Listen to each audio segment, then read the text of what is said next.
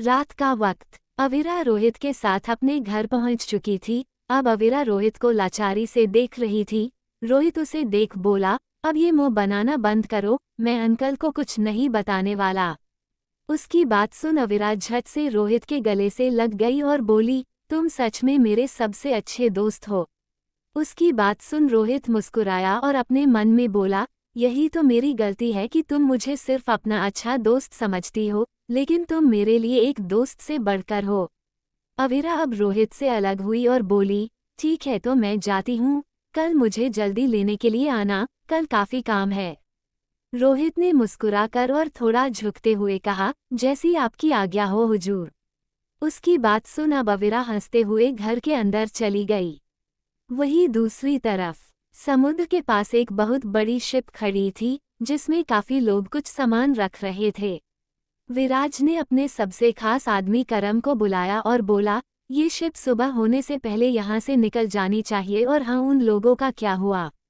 विराज के सवाल से करम बोला, बॉस वो लोग अड्डे पे है, आपका ही इंतजार था, बस आप जाइए, मैं यहाँ सब संभाल लूंगा। उसकी बात सुन विराज वहां से निकल गया और फिर वो एक खंडनुमा घर पर पहुंचा। उस जगह को देखकर कोई कह नहीं सकता था कि वहां कोई आता जाता भी होगा, लेकिन ये विराज त्रेहान की खुफिया जगह थी, जहां उसके गैरकानूनी काम होते थे, जिनसे दुनिया अनजान थी। वो जैसे ही अंदर गया, वहां पर दो लोग चेयर पर बंधे हुए थे और उनकी हालत बहुत ही बुरी थी, जो कि विराज के गुंडों ने की थी। वही विराज को देखते ही उन दो अधमरे लोगों की आंखें डर से फैल गई और वो कांपते हुए बोले, वी विराज। इससे आगे वो कुछ बोलते कि विराज के एक आदमी ने एक जोरदार डंडा उसके पैर पर मारा और बोला, बॉस को नाम से बुलाएगा। मारने की वजह से वहां पर उनकी चीख गूंज गई और उसे सुनते ही विराज ने आंखें बंद कर ली, जैसे उसे सुकून मिल रहा हो। उसके बाद वो उन दो आदमियों के करीब हुआ और उसके साथ ही किंग चेयर लाई गई, जिसमें विराज बैठ गया। इस वक्त वो बहुत ही खतरनाक लग रहा था। वहीं उन दोनों ही आदमियों को खोल दिया गया, जिसके साथ ही वो विराज के कदमों में गिरकर गिड़गिड़ाने लगे, हमें माफ कर दो, हमसे गलती हो गई, अब हमसे दोबारा। विराज तिरछा मुस्कुराया और बोला, विराज गलती माफ नहीं करता और अगर माफ कर देता है तो दोबारा गलती करने के लायक नहीं छोड़ता। तो बोलो तुम्हें क्या चाहिए, गलती की सजा या फिर माफी? उन दोनों ने एक दूसरे की तरफ देखा और जल्दी से बोले, माफी। उनकी बात पूरी होते ही विराज ने एक आदमी को लात मारकर खुद से दूर कर दिया और अपनी चेयर से उठकर बिना देरी किए उसके सर में जोर से अपने पैर से मारा, जिससे उस आदमी की गर्दन टूट गई और वो मर गया। वही उसके साथ ऐसा होते देख दूसरा आदमी डरते हुए बोला, ये आपने। इससे आगे कि वो कुछ कहता, विराज ने उसकी तरफ बिना देखे ही उसके माथे पर गोली चला दी, जिससे वो भी मर गया। वही विराज ने अब गन फेंकी और अपने हाथों को रुमाल से पोंछते हुए बोला, विराज त्रेहान को धोखा और उसकी माफी की तलब दोनों ही तुम्हारी जिंदगी की सबसे बड़ी गलती है। ये कहकर वो वापस घर जाने के लिए निकल गया। दूसरी सुबह, हल्दी का दिन। अविरा त्रेहान मैंशन पहुंच चुकी थी और सारी तैयारियों में लगी हुई थी। लगभग हल्दी की तैयारियां हो चुकी थी। वही साधना जी अविरा को सुबह से ही देख रही थी और उसकी मेहनत को भी। उन्होंने रूहानिका जी की तरफ देखते हुए कहा, देखिए ना रूहानिका, ये लड़की कितनी मेहनती है, ये जिस भी घर की बहू बनेंगी वो लोग बहुत खुश नसीब होंगे। रूहानिका जी भी उनकी हाँ में हाँ मिलाते हुए बोली, जी माँ आप सही कह रही है, मैंने भी इस बच्ची को देखा, भला आजकल के बच्चे कहाँ इतने मेहनती होते हैं। साधना जी ने उनकी बात को सुना और फिर बोली, ये सुबह ही आ गई थी, आप जाइए और खाना मंगवाइए, हमें नहीं लगता है कि इन्होंने सुबह से कुछ भी खाया होगा। उद्धरण चिन्ह। रूहानिका जी ने हाँ कहा और वहां से चली गई।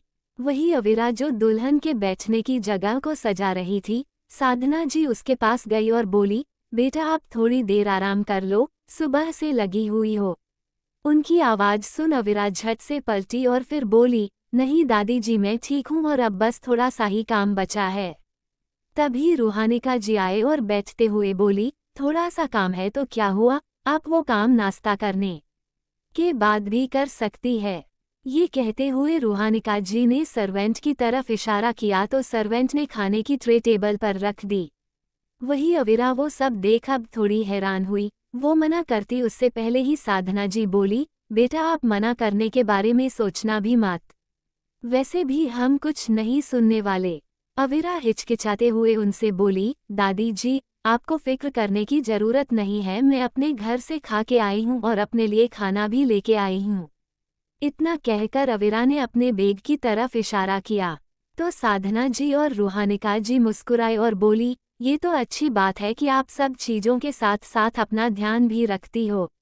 वैसे आपने अपना नाम नहीं बताया। अविरा मुस्कुराते हुए बोली, अविरा।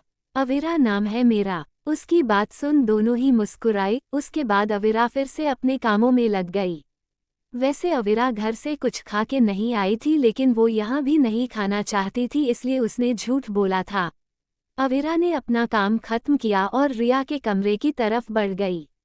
अविरा रिया के कमरे गई तो रिया हल्दी के कपड़ों में तैयार बैठी थी। उसके अलावा कमरे में और कोई नहीं था।